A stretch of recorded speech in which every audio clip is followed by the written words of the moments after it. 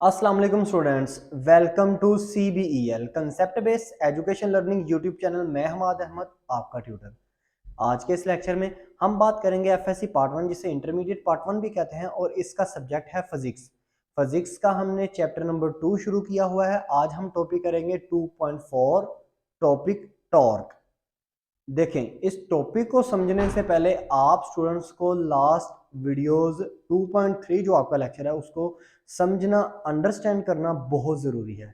बहुत easy way में मैंने आपको बताया है, उन वीडियोस को देखिएगा, इंशाल्लाह ताला आपका बेनिफिट होगा। और चाहे आप लो से लो स्टूडेंट्स हैं, आपकी कोई बेस स्ट्रॉन्ग नहीं है, तो आप उन वीडियोस को सुने। मैं आपको गारंटी से कहता हूं कि आपको वो तमाम वीडियो के अंदर जितना भी आपका टॉपिक एक्सप्लेन किया हुआ वो सब आपको समझ में आएगा। सो स्टूडेंट्स, टॉपिक को शुरू करने से पहले आप स्टूडेंट से ये रिक्वेस्ट है, चैनल को सब्सक्राइब करें, वीडियोस को लाइक करें और इन वीडियोस को ज़्यादा से ज़्यादा शेयर करें, ताकि आपके साथ साथ दूसरे लोगों का भी बेनिफिट हो जाए। सो स्टूडेंट्स, हम अपनी वीडियो को शुरू करते हैं। हमारा टॉपिक क्या है? टॉपिक है हमारा 2.4, विच इज़ टॉर्क। अच्छा, तो स्टूडेंट्स देखें, टॉर्क को ना समझने से पहले ना एक चीज अपने माइंड में रखिएगा। जो होल कंसेप्ट है ना टॉर्क का, वो ना फोर्स से निकला है। फोर्स से क्या? अब देखो, अक्सर आप एक डेफिनेशन पढ़ते हो कि टॉर्क क्या है। Torque is a turning affect of a force. Force का टर्निंग अफेक्ट। अब ये टर्निंग अफेक्ट क्या है? तो वैसे ये दो तीन लफ्ज हैं, लेकिन है बहुत कंफ्यूजिंग है। आपको अच्छी तरह अंडरस्टैंड करना है तो ये एग्जांपल्स को अच्छे से समझिएगा। देखिए, मैंने ना किसी भी बॉडी पे फोर्स लगाई। अब वो बॉडी अगर एक स्ट्रेट लाइन में ऐसे पड़ी है ना, तो मैंने फोर्स लगाई, वो रोटेट कर गई, समझे, उसमें टॉर्क प्रोड्यूस हो गया। ठीक है। अब वो क्या है? वो फोर्स लगाई, इफेक्ट किया, मैंने उस बॉडी के ऊपर फोर्स लगाई, उसको टर्न टर्न कर दिया, मोड़ दिया।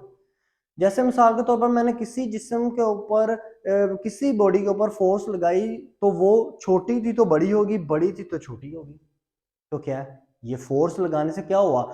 उस जिस्म के ऊपर कोई ना कोई असर अंदाज हुए, मतलब कोई ना कोई कंडीशन, कोई ना कोई उसकी शेप तब्दील हुई, उसकी उसकी वो रोटेट करने लग पड़ी। अगर वो रेस्ट में है तो मोशन में आ गई, अगर वो मोशन में है तो रेस्ट में जाना शुरू होगी। तो ये क्या, फोर्स की मदद से मैं क्या कर रहा हूं? मैं बॉडी के ऊपर मुख्तलिफ कंडीशंस ला रहा हूं। ठीक है ना। मिसाल के तौर पर एक बॉडी ऐसे खड़ी हुई है, जैसे मैं खड़ा हूं, तो मेरे के ऊपर किसी ने मुझे धक्का दिया या मुझे फोर्स लगाई, तो मैं चलने लग पड़ा। तो ये क्या है? ये मैंने क्या किया? उस फोर्स की वजह से मेरी बॉडी के अंदर क्या हुआ? एक इफेक्ट हुआ। टर्निंग इफेक्ट इसको बोलते हैं। इसको क्या बोलते हैं? टर्निंग इफेक्ट बोलते हैं। ठीक है स्टूडेंट्स, तो आप इसको क्या कहोगे? आप इसको टर्निंग इफेक्ट करोगे। और जब भी देखिए, जब भी किसी भी बॉडी के अंदर फोर्स की मदद से कोई तब्दीली आए, आप उसको क्या बोलोगे? उस तब्दीली को बोलोगे आप टॉर्क। तो आप क्या कह सकते हो? आप ये कह सकते हो कि torque is an turning effect of force. ठीक है स्टूडेंट, सिंपल सी डेफिनेशन ये होती है। अब ये क्या, ये तो हो गया एग्जाम्पल से आपको समझ में आ गई। लेकिन एक चीज याद रखिएगा, अक्सर स्टूडेंट ने ये डेफिनेशन पढ़ी होती है कि सर मोमेंट आर्म को जब हम मल्टीप्लाई अप्लाई करते हैं ना फोर्स से, तो तब टॉर्क प्रोड्यूस होता है। बिल्कुल ठीक बात है। लेकिन अब आपने देखना, टॉर्क को दोबारा से समझें। टर्निंग इफेक्ट, फोर्स की मदद से टॉर्क प्रोड्यूस करने का अमल आपको पता चल गया। ये तो एक बेसिक आपको डेफिनेशन थी जो जर्नल एग्जाम्पल आपको दी। अब समझे, देखिए मिसाल के तौर पर ये मेरे हाथ में वाइड बोर्ड मार्कर है। ठीक है ना। अब ये बोर्ड मार्कर को मैंने क्या करना है? मैंने इसको इसकी असल हालत से मैंने फोर्स लगाकर चेंज करना है इसको। अगर तो ये ऐसे पड़ा हुआ है, तो मैं अगर नीचे से फोर्स लगाऊंगा तो ये ऐसे हो जाएगा। ठीक है। अगर मैं ये ऐसे पड़ा हुआ है, तो मैं ऊपर से फोर्स लगाऊंगा तो ये ऐसे हो जाएगा। अब इसकी तरफ ऐसे आते हैं। अब ये देखो, इस तरफ को आते हैं। अगर मेरे पास ये बोर्ड मार्कर ऐसे पड़ा हुआ है, मैंने नीचे से फोर्स लगाई, ऐसे हो जाएगा। अगर ऐसे पड़ा हुआ है तो ऊपर से फोर्स लगाई तो ये नीचे की तरफ आ जाएगा। ठीक है।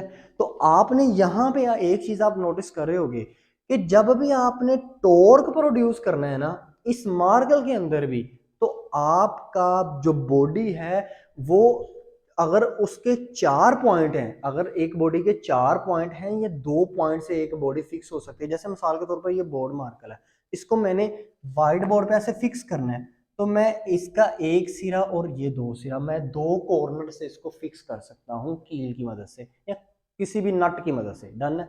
अगर मिसाल के तौर पर मेरे पास डस्टर है, तो डस्टर के आपको पता है 4 कोने होते हैं, ठीक है ना स्टूडेंट्स। तो उस डस्टर को 4 कोनों से फिट करना पड़ेगा। ओके, जैसे ये व्हाइट बोर्ड है, ये देखिए 1 2 3 4, तो इसको 4 कोनों से फिट किया हुआ है। ओके, अब इसके अंदर, अगर इस व्हाइट बोर्ड के अंदर अगर आपने क्या प्रोड्यूस करना है, टॉर्क प्रोड्यूस करना है ना, तो याद रखिएगा आपका ये जो व्हाइट बोर्ड है ये 4 कोनों से नहीं फिट होना चाहिए, ये किसी ना किसी एक कोने से फिट होना चाहिए।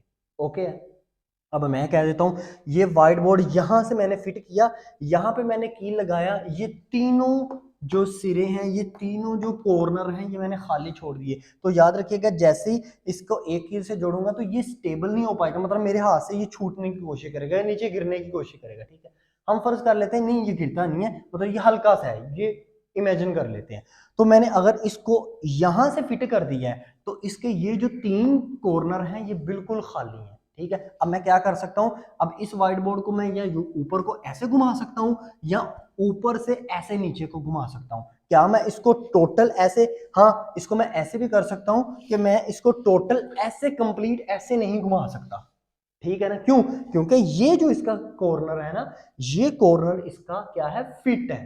ठीक है, बात याद रखिएगा दोबारा से, अगर इस कॉर्नर पे ये व्हाइट बोर्ड फिट है तो ये 3 कॉर्नर बिल्कुल खाली है, तो मैं क्या कर सकता हूं, इस व्हाइट बोर्ड को यहां से ऊपर ऐसे कर सकता हूं, ऊपर से नीचे ऐसे घुमा सकता हूं। इसको मैं टोटल ऐसे नहीं घुमा सकता। अगर हम फर्ज कर लेते हैं कि ये व्हाइट बोर्ड जो है वो इस कॉर्नर से फिट है, अब 1 2 और 3, ये 3 कोने इसके क्या है, कॉर्नर इसके फिट नहीं है कील की मदद से। अब मैं क्या कर सकता हूं, इसको यहां से पकड़ूंगा, व्हाइट बोर्ड को ऐसे घुमाऊंगा। ठीक है, ऐसे घुमाऊंगा तो इसके अंदर क्या प्रोड्यूस होगा, टॉर्क। अगर ऊपर को है तो ऊपर से ऐसे नीचे की तरफ घुमा सकता हूं, तो फिर भी क्या प्रोड्यूस होगा, टॉर्क। लेकिन इसको मैं ऐसे घुमा नहीं सकता, क्यों? उसकी वजह क्या है, उसकी वजह यह है कि ये यहां से जो कील होगा वो उखड़ जाएगा या उखड़ने की कोशिश करेगा। ठीक है, या हम इस बॉडी को नहीं घुमा पाएंगे, टोटल रोटेट नहीं कर पाएंगे। ओके स्टूडेंट्स, अब एक बात देखो, जब भी आप किसी भी बॉडी को एक सिरे से, एक कॉर्नर से उसको फिक्स कर लेते हैं, तो उस जो फिक्स्ड कॉर्नर होता है उसको कहते हैं एक्सिस ऑफ रोटेशन। उसे क्या कहते हैं, एक्सिस ऑफ। अगर मैंने इस व्हाइट बोर्ड को, हाँ रोटेट करना, हाँ अगर तो ये व्हाइट बोर्ड छोटा हो ना, छोटा हो, फर्ज करें इतना ये व्हाइट बोर्ड, तो इसको मैं कंप्लीटली ऐसे भी घुमा सकता हूँ। ठीक है, इसको कंप्लीटली ऐसे क्लॉकवाइज भी घुमा सकता हूँ, इसको ऐसे एंटी क्लॉकवाइज भी मैं घुमा सकता हूँ। ठीक है ना स्टूडेंट्स, वो लेंथ काफी थी तो इस वजह से मैं वो आपको एग्जांपल दे रहा था। इसका मतलब है जिस कॉर्नर से आपकी बॉडी फिक्स्ड होगी उस कॉर्नर को क्या बोलेंगे हम, एक्सिस ऑफ रोटेशन। और याद रखिएगा एक्सिस ऑफ रोटेशन से जितने डिस्टेंस में ये व्हाइट बोर्ड ऊपर की तरफ जा रहा है और जितने डिस्टेंस से ये व्हाइट बोर्ड ऊपर से नीचे की तरफ आ रहा है, एक्सिस ऑफ रोटेशन से उस डिस्टेंस को क्या बोलते हैं, मूवमेंट आर्म। ठीक है, जैसे मिसाल के तौर पर हमारे जितने भी प्लैनेट्स हैं वो किसके अराउंड घूम रहे हैं, किसके इर्द गिर्द घूम रहे हैं, सूरज के इर्द गिर्द। तो सूरज क्या है, एक्सिस ऑफ रोटेशन है। अब केमिस्ट्री में आ जाओ, केमिस्ट्री में मैंने भी आपको अक्सर बताया है कि देखो जितने भी आपके इलेक्ट्रॉन्स हैं, एटम का जो सब एटॉमिक पार्टिकल्स है वो क्या है, वो है न्यूक्लियस। न्यूक्लियस के अंदर कितनी चीजें होती हैं, 3 चीजें होती हैं, न्यूट्रॉन, इलेक्ट्रॉन, न्यूट्रॉन और प्रोटॉन। न्यूट्रॉन और प्रोटॉन न्यूक्लियस के अंदर होते हैं, लेकिन जो इलेक्ट्रॉन होते हैं वो न्यूक्लियस के इर्द गिर्द रिवॉल्व करते रहते हैं, घूमते रहते हैं, मूव करते रहते हैं। तो इसका मतलब क्या है, इलेक्ट्रॉन की रिवॉल्व करने की सलाहियत किस पे डिपेंड कर रही है, न्यूक्लियस पे। तो न्यूक्लियस क्या है, एक्सिस ऑफ रोटेशन है किसका, इलेक्ट्रॉन का। ठीक है स्टूडेंट्स, अब आपको समझ में आ गई। अब देखो मूवमेंट आर्म आप समझ गए कि movement arm axis of rotation से जितने डिस्टेंस पे आप उस बॉडी को ऊपर नीचे ऐसे घुमा रहे हो। अब देखना एक चीज, देखो आप ना क्या करते हो, हम ना इसको ऐसे ड्रॉ कर लेते हैं, हम अब इसको ऐसे ड्रॉ करते हैं मिसाल के तौर पर ये चलें इसको दोबारा से ना ऐसे समझिए। देखें अगर तो मेरा ये फिक्स पॉइंट है, इस पॉइंट से मैंने इस व्हाइट बोर्ड को फिक्स किया हुआ है, ये तीनों कॉर्नर जो है वो खाली हैं। ओके, तो स्टूडेंट्स अगर तो मैं इसको ऐसे ऊपर की तरफ करूंगा तो भी घूमेगा, ऐसे नीचे की तरफ करूंगा तो भी घूमेगा। इसका मतलब है ये इसका बन जाएगा एक्स एक्सिस और ये इसका बन जाएगा वाई एक्सिस।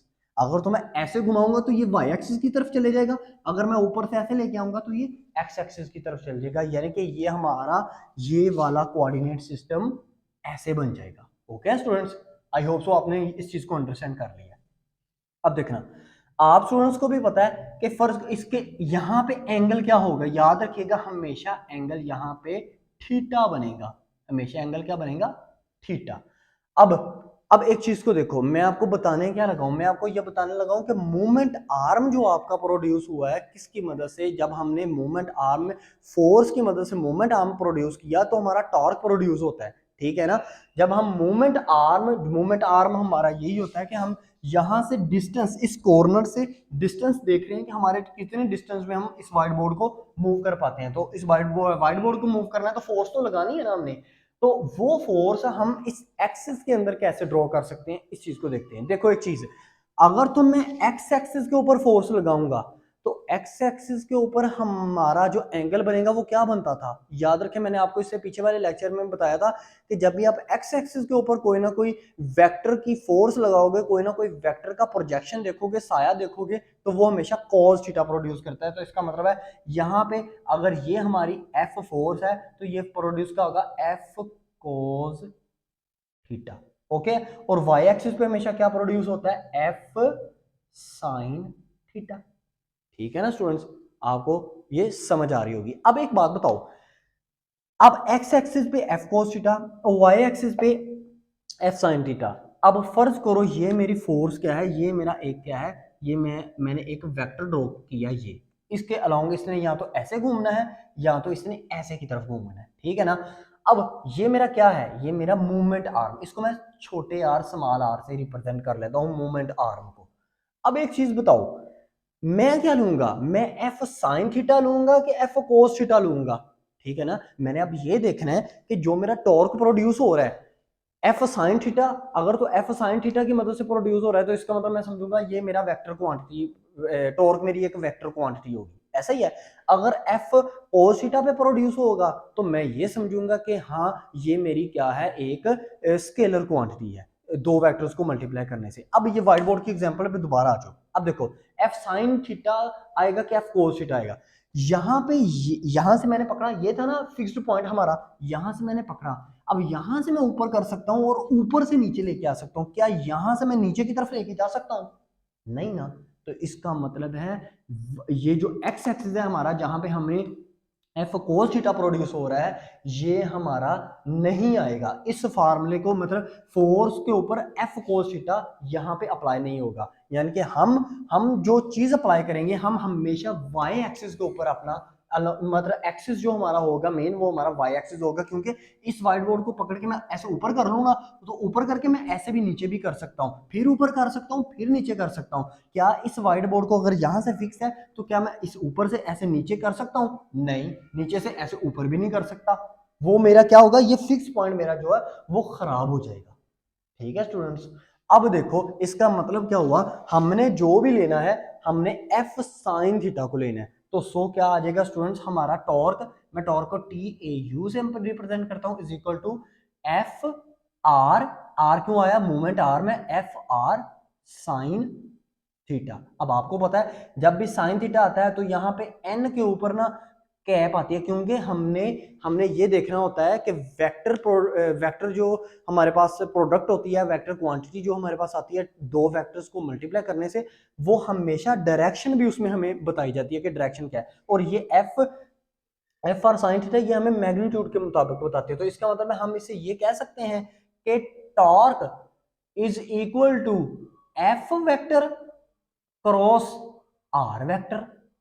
जी बिल्कुल, हम इसको ये भी लिख सकते हैं। अगर आप इसको मैग्नीट्यूड में लिखना चाहते हैं तो ऐसे लिख दें एफ आर साइन थीटा, अगर आप इसको लिखना चाहते हैं इन टर्म्स ऑफ वेक्टर्स तो आप इसको ऐसे लिखो F vector multiply R vector. ठीक है स्टूडेंट्स, अब यहां से हम एक चीज देखते हैं कि हमारा जो साइन थीटा बन रहा है ना, वो क्या बन रहा है, आया के 90 डिग्री बन रहा है, 0 डिग्री बन रहा है या 180 डिग्री बन रहा है, आया के परपेंडिकुलर है, पैरेलल है या एंटी पैरेलल है। आपको पता है पैरेलल होगा एफ और आर, अगर पैरेलल होंगे तो एंगल बनेगा 0 डिग्री, अगर एफ और आर अगर परपेंडिकुलर होंगे तो एंगल बनेगा 90 डिग्री, अगर एफ और आर एंटी पैरेलल हैं तो एंगल क्या बनेगा स्टूडेंट्स आपका 180 डिग्री। अब आप खुद सोचें कि अगर एक वेक्टर क्वांटिटी है, अगर एक वेक्टर, दो वेक्टर्स को मल्टीप्लाई करने से अगर एक हमें वेक्टर प्रोडक्ट मिलती है तो उसमें एंगल कौन सा पाया जाता है स्टूडेंट्स, उसमें हमेशा एंगल 90 डिग्री पाया जाता है, क्योंकि आप कभी भी वेक्टर क्वांटिटी वेक्टर प्रोडक्ट तब तक प्रोड्यूस नहीं कर सकते जब तक वो दोनों वेक्टर्स जो हैं वो आपस में परपेंडिकुलर ना हो। ठीक है, अगर वो पैरेलल होंगे तो याद रखिएगा साइन 0 डिग्री, पैरेलल होंगे तो जो एंगल आएगा वो साइन 0 डिग्री आएगा, साइन 0 डिग्री हमेशा 0 के इक्वल होता है, आपकी जो वेक्टर प्रोड्यूस होगा वो 0 होगा प्रोड्यूस, लेकिन आपने वेक्टर मैक्सिमम प्रोड्यूस करना होता है, जहां पे आपका वेक्टर मैक्सिमम होता है ना, याद रखिएगा वो जो कंडीशन होती है अगर वो पैरेलल हो, पैरेलल पे अगर मैक्सिमम आया हो तो याद रखिएगा आपके दोनों वेक्टर्स पैरेलल होने चाहिए, अगर परपेंडिकुलर पे वो मैक्सिमम आया हो क्वांटिटी तो वो परपेंडिकुलर होना चाहिए। और जो वेक्टर प्रोडक्ट है, ये वेक्टर क्वांटिटी है, उसमें हमेशा जो दो वेक्टर्स हैं वो तब मैक्सिमम होते हैं जब वो आपस में परपेंडिकुलर हों। ठीक है, अगर वो पैरेलल होंगे तो हमेशा वो क्या होंगे, वो मिनिमम शो करेंगे, वो 0 शो करेंगे आपको, वो कोई क्वांटिटी आपको शो नहीं करेंगे। तो सो स्टूडेंट्स यहाँ पे आपने क्या देखा, आपने ये देखा कि अगर मेरे पास F vector cross R vector है तो ये मेरे पास आएगा F R sine theta N direction is equal to मेरे पास आएगा एफ आर साइन 90 डिग्री, क्योंकि 90 पे है, और आर आपके पास क्या, और एन डायरेक्शन, तो ये आपके पास एफ 90 डिग्री कितना होता है आपके पास एफ आर 1 एन डायरेक्शन, तो इसका मतलब आपके पास क्या आ जाएगा एफ आर एन डायरेक्शन। अब यहां से ना आपको ना जो नेक्स्ट चीज समझनी पड़ेगी ना, वो नेक्स्ट चीज आपको समझनी पड़ेगी डायरेक्शन, एन डायरेक्शन। अब यहाँ पे ना हम F R N direction, N unit vector तो नहीं ना लिख सकते। अब डायरेक्शन को आप कैसे अंडरस्टैंड करोगे, देखो स्टूडेंट्स डायरेक्शन को ना ऐसे अंडरस्टैंड करो, यही व्हाइट बोर्ड है, इसी को लेते हैं, एग्जांपल हम चेंज नहीं करते, क्योंकि एग्जांपल अगर चेंज कर ली वो फिर बार बार एग्जांपल चेंज करने से आपका कंसेप्ट खराब होगा। अगर यही फिक्स पॉइंट है मेरा, मैंने ना यहां से इस व्हाइट बोर्ड को ऐसे कर सकता हूं, मैं ऊपर से नीचे ला सकता हूं, तो इसका मतलब है मेरी जो डायरेक्शन बनेगी, मेरी जो इनिशियल डायरेक्शन बनेगी वो किस तरफ बन रही है, या तो वो अपवर्ड बन रही है या वो डाउनवर्ड बन रही है। ऐसा ही है ना स्टूडेंट्स, या अपवर्ड या डाउनवर्ड। तो इसका मतलब क्या है, इसका मतलब क्या है कि आपकी जो डायरेक्शन है वो किस पे बेस करेगी, वो आपकी डायरेक्शन आपके जो दो वेक्टर्स हैं, जो आपकी फोर्स और मूवमेंट आर्म है उसके ऊपर डिपेंड करेगी। ठीक है, तो अगर डायरेक्शन अपवर्ड को लगाओगे तो याद रखिएगा यहाँ पे एन यूनिट वेक्टर की जगह आपका नॉर्थ आ जाएगा या अपवर्ड डायरेक्शन आ जाएगी। अगर डाउनवर्ड लगा रहे हो तो वो आपकी साउथ आ जाएगी या डाउनवर्ड डायरेक्शन आ जाएगी। ठीक है स्टूडेंट्स, अब इस चीज को आपने होल को अंडरस्टैंड कर लिया। अब कुछ ना ऐसी चीजें आती हैं कि वो मतलब एग्जामिनेशन में ये पूछता कहता है मैक्सिमम टॉर्क बताओ और मिनिमम टॉर्क बताओ। अब आपको ये चीज आती है, लेकिन आप स्टूडेंट्स थोड़ा सा ना यहाँ पे ना अंडरस्टैंड आपने एक चीज करनी है। देखो मैक्सिमम टॉर्क कब होगा, जब टॉर्क का आंस क्या आएगा, जब टॉर्क का आंस 1 आएगा। ओके है ना, जैसे जब टॉर्क में एफ वेक्टर और आर वेक्टर दोनों आपस में परपेंडिकुलर होंगे, तो यहां पे लिख लेते हैं when F vector and R vector are perpendicular then torque is maximum. Okay, अब when F vector and R vector are parallel, अगर ये पैरेलल होंगे then torque is minimum.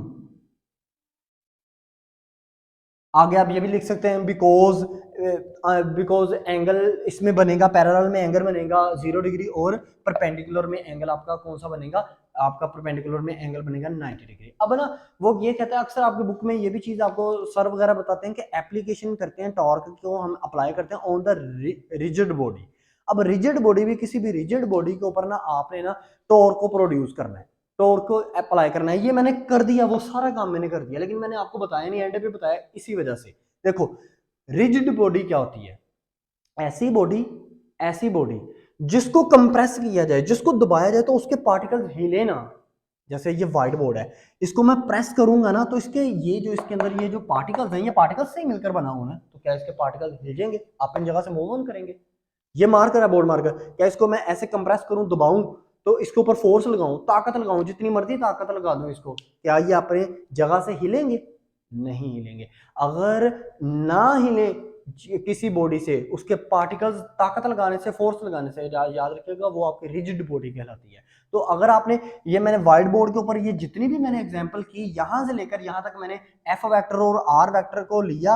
F vector आपका फोर्स को रिप्रेजेंट करता है, आर वेक्टर आपका movement arm को रिप्रेजेंट करता है। तो रिजिड बॉडी पे मैंने लिया, तो मैंने अप्लाई करके आपको बताया कि इसमें टॉर्क कैसे प्रोड्यूस हो सकता है। ठीक है ना। आपने ये कहना है कि रिजिड बॉडी के ऊपर टॉर्क हमेशा प्रोड्यूस होता है अलोंग द वाई एक्सिस, क्योंकि वाई एक्सिस के ऊपर आपका फोर्स जो होती है एफ साइन थीटा होता है। एफ साइन थीटा हमेशा हमें ये रिप्रेजेंट करता है कि इसमें हमारी डॉट प्रोडक्ट नहीं बन रही, हमारी क्रॉस प्रोडक्ट बन रही है। और जब भी क्रॉस प्रोडक्ट बनती है, इसलिए हम F vector cross R vector लिखते हैं इज इक्वल टू टॉर्क। ठीक है। अब नेक्स्ट आपने ये भी बताना है कि एक और हम रिजिड बॉडी के ऊपर जब हम टॉर्क प्रोड्यूस करते हैं, फोर्स लगाते हैं और टॉर्क प्रोड्यूस होता है, उसमें हमने ये भी चीज देखनी होती है कि मैक्सिमम पे हमारा जो टॉर्क होता है वो हमारा हमेशा एंगल बनाता है 90 डिग्री का, और मिनिमम पे जो टॉर्क होता है वो हमेशा एंगल बनाता है 0 डिग्री का। या आपको वो ऐसे भी पूछ सकता है कि टॉर्क मैक्सिमम कब होता है, तो आप कहिएगा जब आपका जो वेक्टर्स होते हैं वो परपेंडिकुलर होते हैं। और ऐसे भी कह सकते हैं जब वेक्टर्स के दरमियान एंगल जो पाया जाता है वो 90 डिग्री का पाया जाता है। और टॉर्क मिनिमम कब होता है, जब वेक्टर्स के दरमियान एंगल जो है वो आपका 0 डिग्री पाया जाता है, या वो आपस में पैरेलल होते हैं। अब पेपर में ना वो अक्सर एक चीज आपको पूछता है, यूनिट। देखें एसआई यूनिट ऑफ इसके टॉर्क का, एसआई यूनिट ऑफ टॉर्क। अब टॉर्क का एसआई यूनिट, देखिए टॉर्क का फार्मूला क्या है, टॉर्क का फार्मूला ये है एफ क्रॉस मल्टीप्लाई आर।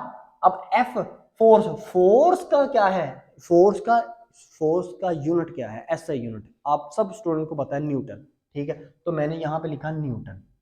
और आर, आर मीन्स है मूवमेंट आर्म। मूवमेंट आर्म को हम कहते हैं कि अपने फिक्स पॉइंट से एक्सिस ऑफ रोटेशन से लेकर डिस्टेंस, मतलब डिस्टेंस तक का फासला, तो डिस्टेंस मतलब लेंथ ही हो गया, तो लेंथ हमेशा किस में मेजर की जाती है, मीटर में। तो ये आ जाएगी न्यूटन मीटर। टॉर्क का हमेशा जो ऐसा यूनिट होता है ना वो न्यूटन मीटर होता है। अक्सर चंद ना एमसीक्यूज उसने ऐसे भी पूछे हुए हैं, उसने कहा कि टॉर्क का ना जो ऐसे यूनिट है वो बताओ मीटर न्यूटन है, मीटर पर न्यूटन है, या न्यूटन मीटर है, तो या बोथ ऑफ ए एंड सी। तो स्टूडेंट्स अक्सर कंफ्यूज हो जाते हैं, वो रट्टा लगाया होता है, उन्होंने कहा होता नहीं न्यूटन मीटर है। अच्छा, अगर मैं टार्क का फार्मूला ये लिख दूं, अगर मैं लिखूं torque is equal to R F. अब आर पहले आ गया, तो आर क्या आपका मूवमेंट आर्म है। मूवमेंट आर्म हमेशा लेंथ को या डिस्टेंस को मेजर करता है, तो या डिस्प्लेसमेंट को मेजर करता है, फासले को दिखाता है हमें। तो फासला हमेशा किस में होता है, एम में, मीटर में, और एफ किस में होता है, न्यूटन में। तो मीटर न्यूटन भी तो हो सकता है इसका। ठीक है, तो आप स्टूडेंट्स हमने कंसेप्ट को क्लियर करना है, वो न्यूटन मीटर पूछ ले या मीटर न्यूटन पूछ ले, तो आपको पता होना चाहिए ये दोनों क्या है, एसआई यूनिट किसके हैं, टॉर्क के। सो स्टूडेंट्स ये आपका होल कंप्लीट टॉपिक था किस में, 2.4 टॉर्क में। वीडियो अच्छी लगी तो लाइक कीजिएगा, चैनल को सब्सक्राइब कीजिएगा। अब तक इतना ही, अपना ख्याल रखें, अपने इस यूट्यूब चैनल का भी। अल्लाह हाफिज।